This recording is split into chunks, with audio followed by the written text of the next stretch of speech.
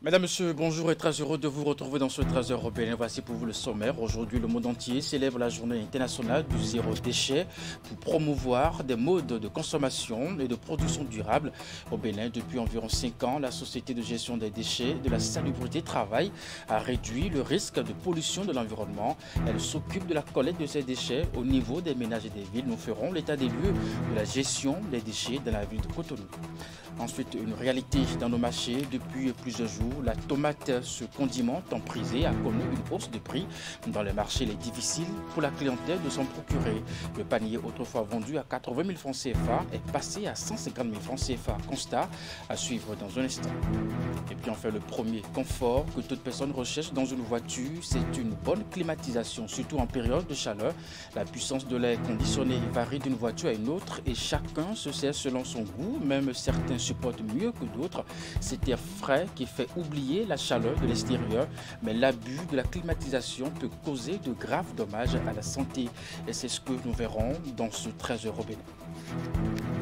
Mesdames, Messieurs, voilà le sommaire de ce Trésor au Bénin à nouveau. Bonjour et bienvenue si vous nous rejoignez. Le monde entier célèbre aujourd'hui la journée internationale du zéro déchet pour promouvoir des modes de consommation et de production durable. Depuis environ 5 ans, la Société de gestion des déchets de la salubrité travaille à réduire le risque de pollution de l'environnement. Elle s'occupe non seulement de la collecte de ces déchets au niveau des ménages, mais aussi des villes, tout en procédant à la sensibilisation. À Sionmokayi, en Siongbon, Elvis Tonoucoin pour le reportage. Les habitudes peinent à changer en matière de gestion des déchets.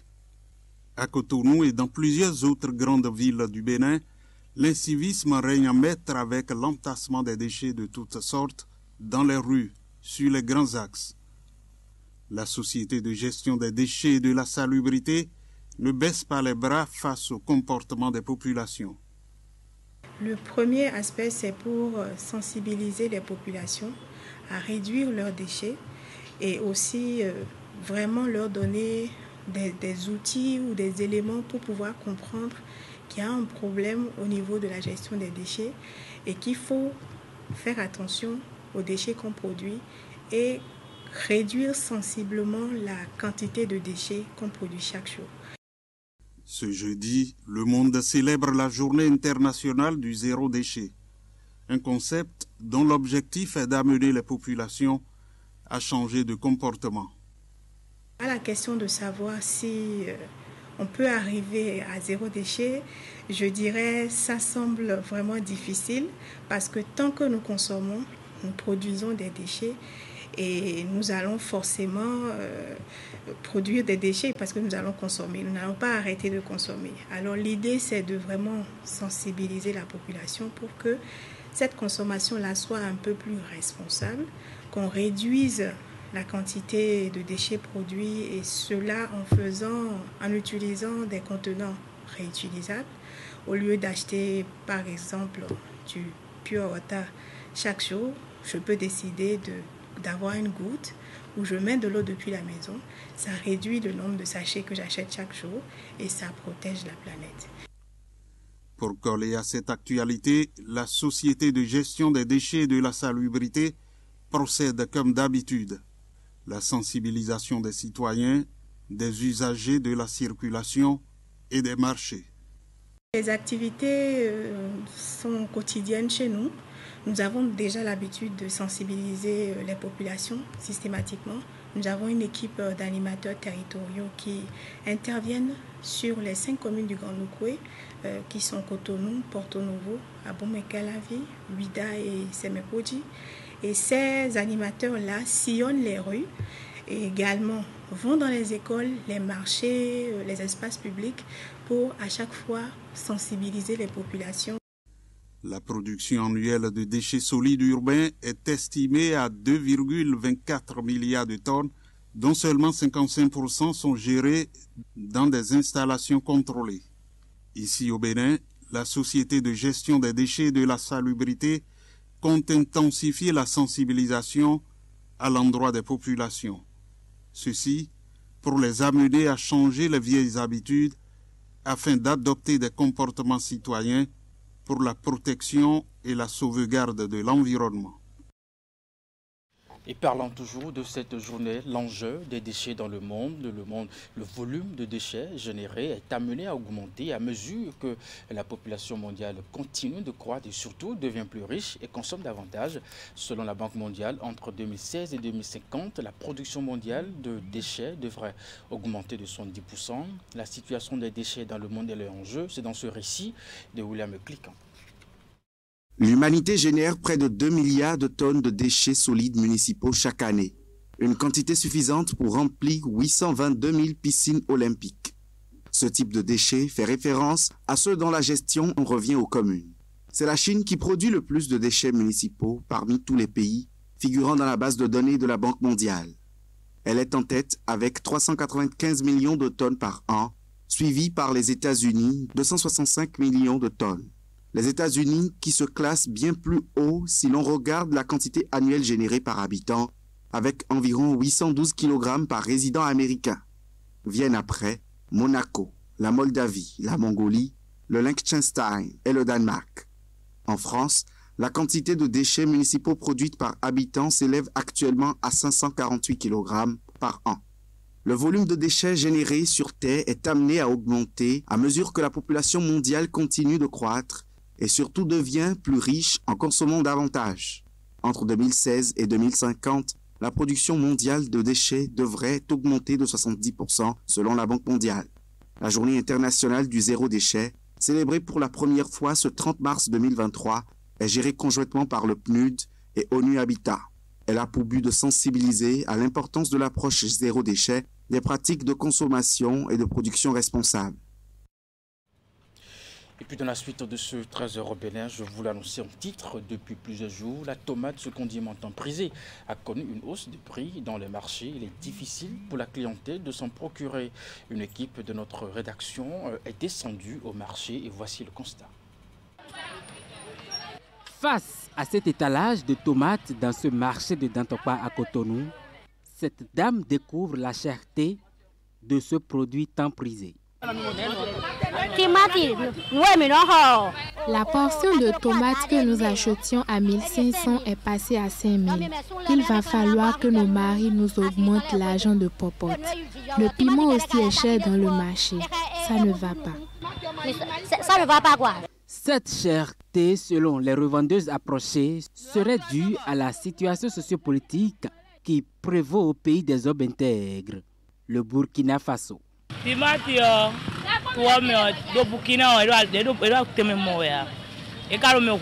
C'est la situation sociopolitique au Burkina Faso qui entraîne cette cherté.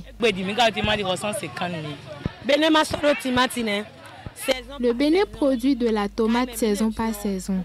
Actuellement, c'est le Burkina Faso qui alimente le marché. Ce n'est pas le Bénin seul qui s'approvisionne là-bas. Il y a également le Togo et le Ghana. La tomate est chère. Les hommes ont déserté les champs de production. Le peu de producteurs fixent également à leur gré le prix du panier. D'après les informations recueillies sur place, le panier de la tomate, autrefois acheté à 80 000 francs CFA, est passé à 150 000 francs CFA. Une hausse qui ralentit l'écoulement du produit. La clientèle éprouve aussi de difficultés.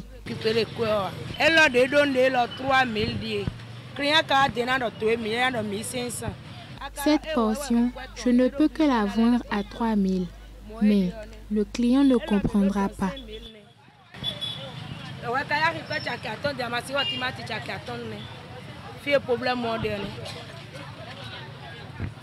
Pour d'autres revendeuses interrogées, le panier de la tomate n'a jamais connu un prix fixe sur le marché.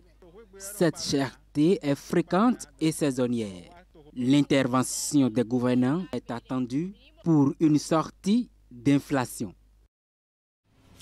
Voilà donc pour ce reportage. Situation confuse sur la construction du collège d'enseignement général 4 d'Abomey-Calavi. Un projet vieux de plusieurs années. Pas crainte de perdre ce projet et surtout le domaine réservé à la construction de ce collège. Les populations ont elles-mêmes cotisé pour bâtir quelques classes. Mais malgré cet effort, l'ouverture du collège est bloquée dans les longues et ennuyeuses procédures administratives entre la mairie d'Abomey-Calavi et la préfecture de l'Atlantique. À suivre dans ce reportage, la vigilance des populations afin que le domaine réservé à ce collège ne soit plongé dans la mafia foncière. Plus de 30 ans déjà que ce vaste domaine de 2 hectares est réservé suite aux travaux de lotissement à la construction du 4e collège d'enseignement général à Haïfa dans la commune d'Abomey-Calavi. Mais depuis ce temps, rien. Et fatigués d'espérer la construction de l'école par la mairie, les populations du quartier ont dû mettre la main à la pâte pour faire ériger ce module de salle de classe grâce aux cotisations. Dans un élan de solidarité et de patriotisme, plus de 15 millions de francs CFA ont été mobilisés dans le but de soulager les parents d'élèves. La population souffre. Les enfants font au moins 2 km pour aller au CE 3. Autour de nous, il n'y a que des écoles privées. Aujourd'hui, l'argent, les parents n'ont plus l'argent. Les enfants sont à la maison, abandonnés à eux-mêmes. Parce que l'OCE est trop loin. Des fois, il faut 200 francs pour aller, pour payer le ZEM pour aller. Donc les parents n'ont pas l'argent, ils sont en difficulté. Une fois ce défi relevé, l'opérationnalisation du collège reste un autre casse-tête pour la population, notamment les parents d'élèves. Les démarches ont été menées auprès de la mairie d'Abomey-Calavi et la préfecture de l'Atlantique, mais rien n'a bougé pour l'instant et on commence à perdre patience. Le président Patrice Talon reste le recours ultime pour trouver une solution à cette situation qui a déjà trop duré. On s'est rapproché de la mairie, on a demandé l'appui de la mairie, l'autorisation pour que le ministère de l'Éducation puisse ouvrir le CEG. La mairie nous a envoyé vers la préfecture. On était parti à la préfecture a fait ce qu'il devait faire. Et il a dit qu'il a renvoyé à la mairie. Nous sommes revenus à la mairie, on nous tourne en rond. On ne sait pas pourquoi ils ne veulent pas l'ouverture du CEG.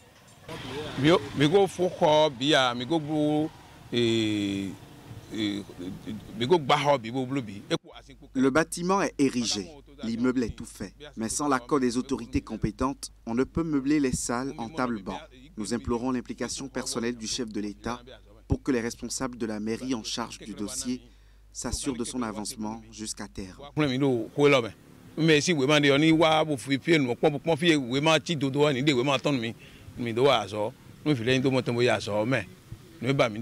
La construction du CEG 4 n'est-elle pas une priorité pour la mairie d'Abomey-Calavi? Tout porte à le croire.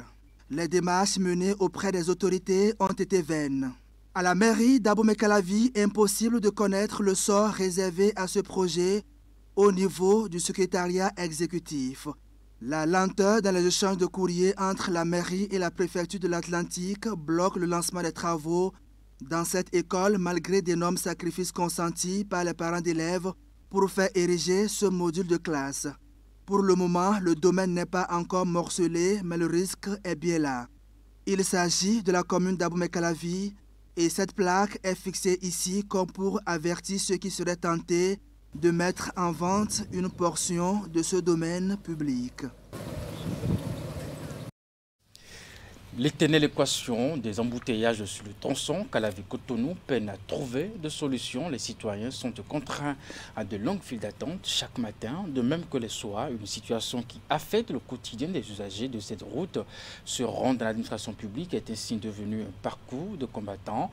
Des rendez-vous d'affaires sont également impactés. Regardez justement comment les populations qui souffrent de cette situation se plaignent dans ce reportage de Clément Achadé, Henri Ganti.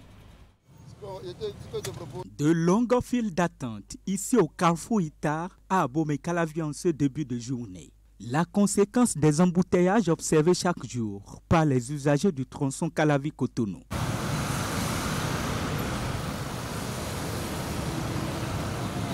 Un quotidien périlleux qui indispose les citoyens de la cité dortoir, mais aussi de Cotonou, la métropole. D'abord, je vous remercie pour le travail que vous faites.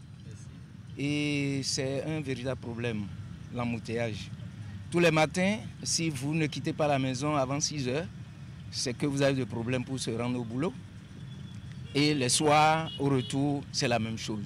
Donc c'est un calvaire et il faut qu'on pense surtout à la population de Calavi. Parce qu'au début, ce n'était pas là, ce n'était pas comme ça.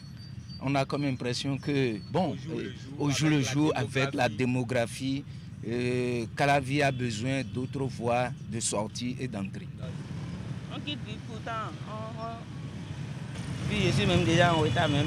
Est-ce qu'on peut encore arriver de nouvelles voies par ici? On ne peut plus.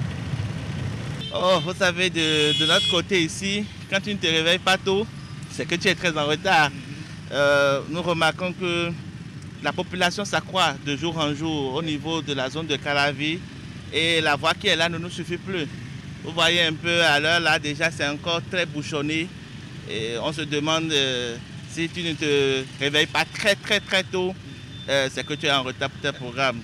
Face à l'impossible, ce conducteur se livre à un exercice qui consiste à suivre les informations du trafic sur une station radio privée de la au niveau du pont, une et approche après de le pont pas de souci en direction de Biosso, ça circule bien. 61, 28, 28, selon les témoins. Vous savez, l'embouteillage de Calavi est exceptionnel. Hein? Ça vous met en retard en tout, que ce soit au boulot, vous avez une réunion tôt le matin avec vos dirigeants. Si vous traînez une seconde, vous savez, chez nous, c'est tellement délicat où que une seconde de retard est une seconde de retard au boulot, systématiquement. Une voie, une entrée, une sortie principale, surtout au niveau de ce carrefour Ita. Le point de Rodonou, c'est totalement ce qui nous tue. Si on peut nous trouver un autre accès vers la ville, à part le pont de Rodonou, je pense qu'on pourra être sauvé, surtout pour nous qui quittons du côté du campus ici. C'est un stress permanent et quelle que soit votre anticipation, et quel que soit le planning que vous faites, ça vous perturbe toujours. Sur le travail, les rendez-vous et les affaires. Le pont de Dionou, 6 à Rouedonou, est ainsi pointé du doigt par l'ensemble des usagers du tronçon Calavi-Cotonou, qui est aussi une route inter-État. Ces embouteillages répétés ne sont pas sans inconvénients sur le quotidien des usagers touchés. Mais de trouver les infrastructures adéquates, en tout cas des efforts sont en train d'être faits, mais il faudra continuer quand même pour alléger la circulation, afin ça impacte l'économie, ça c'est normal, ça impacte l'économie. Donc si on peut continuer de faire des efforts, ça va soulager la population et ça va aussi faire un grand bien pour le peuple béninois. Continue de rêver, on continue de rêver. Vous avez un rendez-vous d'affaires ou bien avec un partenaire, si vous ne prenez pas de dispositions, c'est que vous ratez et puis économiquement ça joue. Malgré la volonté des pouvoirs publics, notamment du gouvernement, de trouver une solution durable, le problème reste pour le moment intact, même avec de nouvelles infrastructures routières réalisées dans les deux villes sœurs. En attendant la mise en œuvre des promesses des autorités, les populations continuent d'y souffrir le martyre. Un autre fait à évoquer dans ce trésor urbain, le premier confort que toute personne recherche dans une voiture, c'est une bonne climatisation, surtout en période de chaleur. La puissance de l'air conditionné varie d'une voiture à une autre et chacun se sait selon son goût. Même certains supportent mieux que d'autres cet air frais qui fait oublier la chaleur de l'extérieur. Mais l'abus justement de la climatisation peut causer de graves dommages à la santé. C'est ce que nous allons voir dans ce reportage qui va certainement vous faire prendre la vie autrement dans les voitures. Vitres entièrement fermées, les usagers préfèrent consommer l'air conditionné. La climatisation est plus ou moins mise à fond. L'essentiel est de s'isoler du bruit et de la température ambiante pour s'offrir une atmosphère bienfaisante. L'air conditionné de la climatisation est désormais ancré dans les habitudes des usagers. La climatisation des voitures, c'est une très bonne chose. Bon, pour la propriété de sa voiture. La climatisation en temps normal est destinée ou bien est mise en branle pour apporter un certain niveau de confort. Mais lorsque cela est mal utilisé, cela peut constituer un danger. Quand vous allumez le AC seul, c'est le compresseur, le moteur du système qui commence par fonctionner. quand le moteur commence par fonctionner, il y a un truc qu'on appelle condenseur qui commence par se chauffer, qui est comme un radiateur devant. À part lui, et le retour du condenseur vient à l'évaporateur qui est sous le tableau de bord. Maintenant, sans le système de ventilation, l'évaporateur va se givrer seul, simplement, sans que l'air conditionnel ne rentre. Vous savez, l'air conditionné n'est pas assez riche en oxygène. Et donc, le fait de l'utiliser pendant longtemps, surtout quand on est dans un environnement assez clos, fermé, vous savez, l'oxygène, le corps humain consomme de l'oxygène et libère du gaz carbonique. Et donc, quand on a fini de consommer l'oxygène qu'il y a dans l'environnement, ça peut entraîner des phénomènes de vasoconstriction, c'est-à-dire que au niveau du corps, du système circulatoire, l'organisme ressent ce manque d'oxygène et va se contracter. Les vaisseaux qui sont chargés de distribuer le sang dans la circulation vont se contracter et ça peut donner, par exemple, lorsque ça dure trop dans le temps, ça peut donner, par exemple, des céphalées, des courbatures et tout ça peut être le nid pour d'autres pathologies, notamment des hypertensions et tout ça. Ce n'est pas la climatisation qui entraîne l'hypertension, mais ça peut être le nid à un certain nombre. Pour les spécialistes du froid, la climatisation est un système qui facilite la vie aux usagers, surtout en période de chaleur. Mais comme tout produit, l'air conditionné doit être consommé avec modération, ce qui justifie ces quelques conseils. Quand on est resté de façon continue sous la clim pendant 4 heures d'affilée, il est bon d'ouvrir, d'aérer et de permettre à ce que l'air se renouvelle. Parce que j'ai parlé tout à l'heure on rejette du gaz carbonique, on vide l'oxygène qui est dans cet environnement, donc il faut que l'air se renouvelle. Il est conseillé, par exemple, quand vous rentrez dans une voiture, donc bien évidemment, laissez aérer suffisamment, ouvrir le système d'air conditionné et laisser les tout premiers gaz s'échapper parce que, effectivement, les tout premiers gaz peuvent être assez irritants, aussi bien lorsque ça rentre sur les différentes muqueuses de l'organisme qui sont en contact, que ce soit les yeux, la peau ou bien le système respiratoire. Très utile en temps de chaleur et dans la circulation pour se préserver de la fumée des autres moteurs, le climatiseur permet aux usagers de rouler convenablement. Mais ce confort ne doit pas faire perdre de vue l'impact de l'air conditionné sur l'organisme, surtout lorsqu'on en abuse.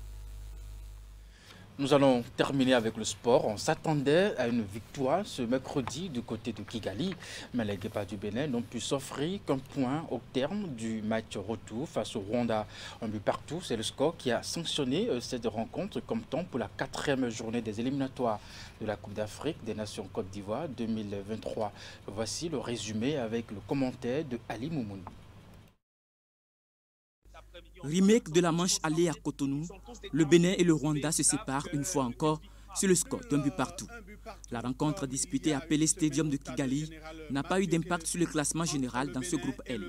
Pourtant, et le Bénin et le Rwanda avaient besoin de victoire pour se relancer. Dans une explication on ne peut plus équilibrée, ce sont les Amavubi qui s'offrent la première occasion, comme ce fut le cas à Cotonou. Le pénalty sifflé à la 18e minute et arrêté par Satuné Alagbe permet aux Guépards de rester dans le match. La réponse béninoise intervient un peu plus tard, mais sans grand danger. C'est Jodaïma qui va frapper, voilà, l'envolée spectaculaire de Ntawari. Il a fallu attendre le second acte pour voir de nouveaux rebondissements. Les Béninois, sur un beau service de Junior à Jodel, ouvrent le score à la 58e minute. Jodel Dossou qui va ouvrir le score sur cette action. Ouverture du score. Le Bénin qui mène 0. Ils reprennent confiance et s'offrent d'autres occasions sans pour autant les concrétiser. Cette remise de la possibilité. À la 71e minute, les Guêpes reviennent au score sur coup de pied arrêté. Qui apporte justement les centres. Attention, la remise, c'est pas fini. Un but partout comme à la manche allée, les Guépards terminent 4e au classement du groupe L avec seulement 2 points au terme de la double confrontation face au Rwanda, comme temps pour les 3e et 4e journées des éliminatoires de la Coupe d'Afrique des Nations Côte d'Ivoire 2023. Et bien voilà, ainsi prend fin ce 13h au Bénin. Merci de l'avoir suivi. Dans la suite des programmes, à 16h, votre bulletin d'information, 19h30, la grande édition de la soirée. Jusque-là, portez-vous bien et à très bientôt.